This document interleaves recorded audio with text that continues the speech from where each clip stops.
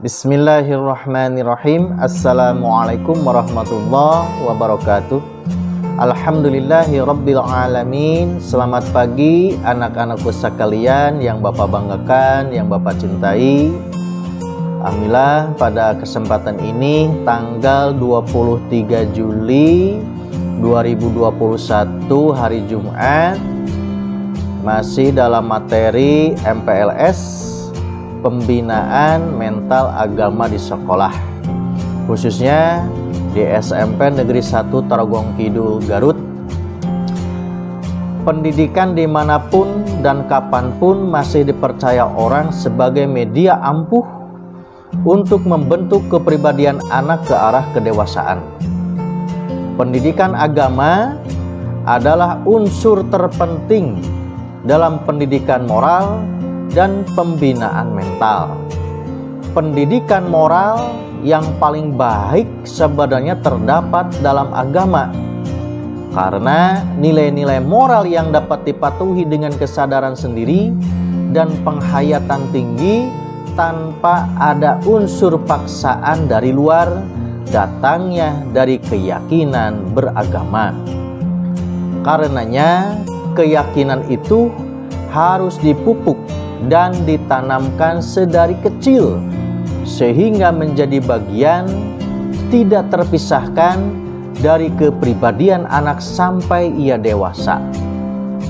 Melihat dari sini, pendidikan agama di sekolah mendapat beban dan tanggung jawab moral yang tidak sedikit, apalagi jika dikaitkan dengan upaya pembinaan mental remaja.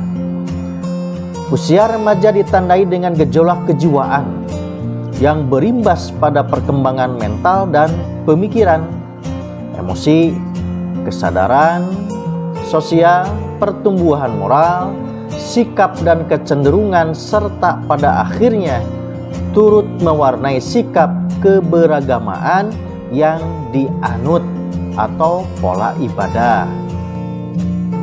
Pada usia remaja ditinjau dari aspek ideas and mental growth.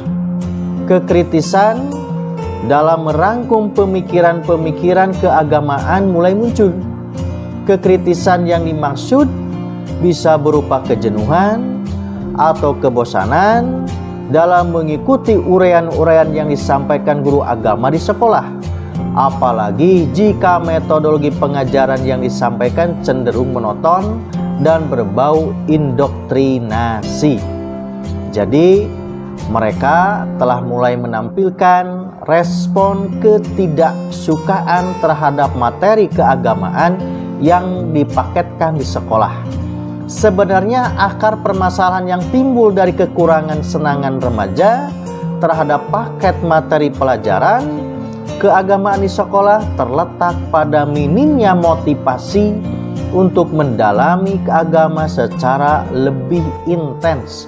Yang lebih sederhana lagi ialah pelajaran agama yang mereka dapat di sekolah kurang memberikan aplikasi dan solusi praktis dalam keseharian mereka.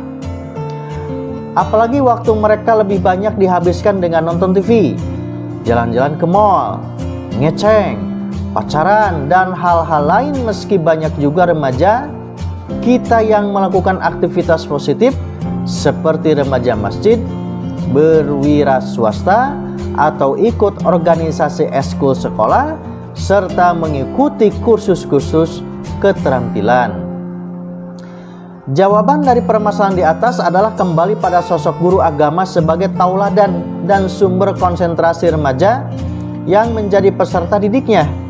Mampukah ia menjadikan dirinya termasuk masalah materi serta metodologi yang dipergunakan sebagai referensi utama bagi peserta didiknya yang seharusnya yang seluruhnya remaja itu dalam mengembangkan sikap keberagamaan yang tidak sekedar merasa memiliki agama, melainkan sampai kepada pemahaman agama sebagai comprehensive commitment dan driving integrating motive.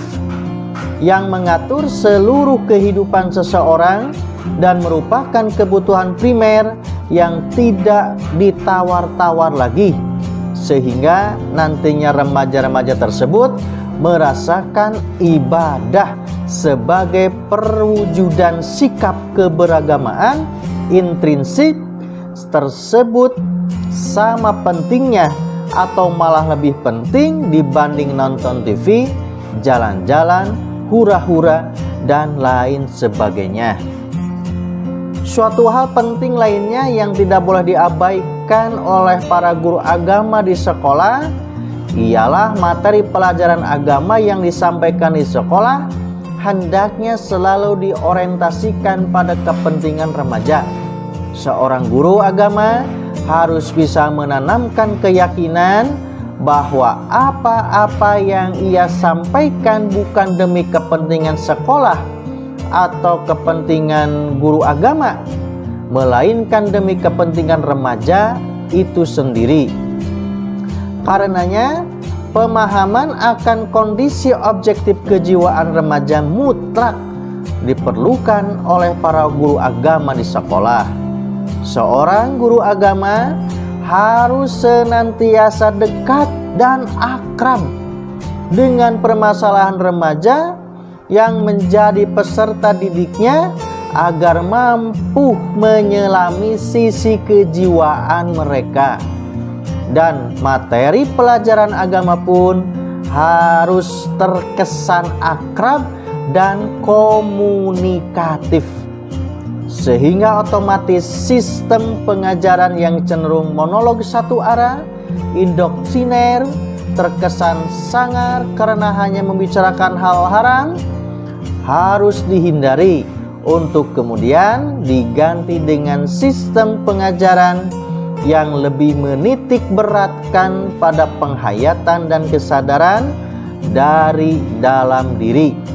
Hal ini mungkin saja dilakukan baik dengan mengajak peserta didik bersama-sama mengadakan ritual peribadatan dalam rangka penghayatan makna ibadah, atau mengajak peserta didik terjun langsung ke dalam kehidupan masyarakat kecil sehingga mereka bisa mengamati langsung dan turut merasakan penderitaan yang dialami masyarakat marginal tersebut, supaya menanamkan rasa solidaritas sosial.